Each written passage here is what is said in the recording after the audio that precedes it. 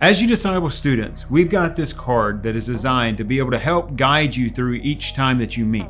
Now, understanding that this is an outline and you may find that it's an easier way to do it with some students than others. The first way we want to do is we want to develop an atmosphere of caring for a student. So you'll notice that it says to care for a student. Ask questions like, what has encouraged you this week and what has discouraged you this week? I would encourage you not to ask questions like, hey, what's your high and what's your low? That gets them to focus on themselves, but we're asking them what has encouraged you. And so there's a lot of answers that can come with that. It allows you to get to know your students a little bit more.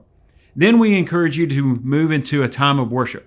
Now, we encourage you to use a psalm or a specific song that you've heard that you can share the lyrics with and talk with your student about. If you are one that loves to sing those songs, that's a great way to do that. If you're one that just wants to print them out and talk to them, you can do that as well. If you just want to look through a psalm, that's another great way to be able to worship the Lord together. And from there, we will move into accountability.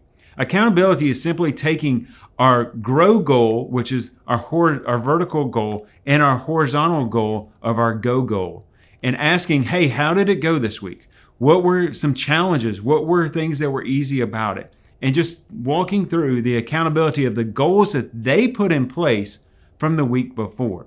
And from there, we're going to read. There's scripture each week. We're grounded in the Word of God. And we encourage you to read through it twice with your students. Have them each read different parts of it. Read it twice. Close up your Bible. Talk about it. Hey, get them to retell the story. What's something they added to the story? What's something they forgot in the story? Just an opportunity to teach them how to study the Word of God. And then you're going to ask them, okay, what did you observe in the reading that we just did? What does it say about God? What does it say about man? Pull out truths, and you're teaching them how to study Scripture. And they'll take this into their quiet time. It's a great thing. And from there, you're going to develop action. What's something that you can do from this? One of our stories is the Samaritan woman. And I love it because it challenges us of how we're going to interact. So an action step could be, I'm going to interact with people on my campus a little bit different, or where I work a little bit different, those that I'm not supposed to.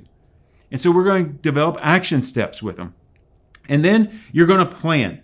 And that's just how you're going to plan, how you're going to grow and go this week. And you're going to talk about it with your student. And then you're going to have them practice the tool that you've just taught them that week. Just give them, if it's a coin, whether it's the SOI, you're going to give that to them and you're going to practice and you're going to help them get better in it. And then to wrap it all up, we're just going to pray over what the Word of God has spoken, what their goals are, as they interact with those in their SOI, and whatever God lays on your heart. This is a great way and a great plan to disciple students as we move forward in our ministry.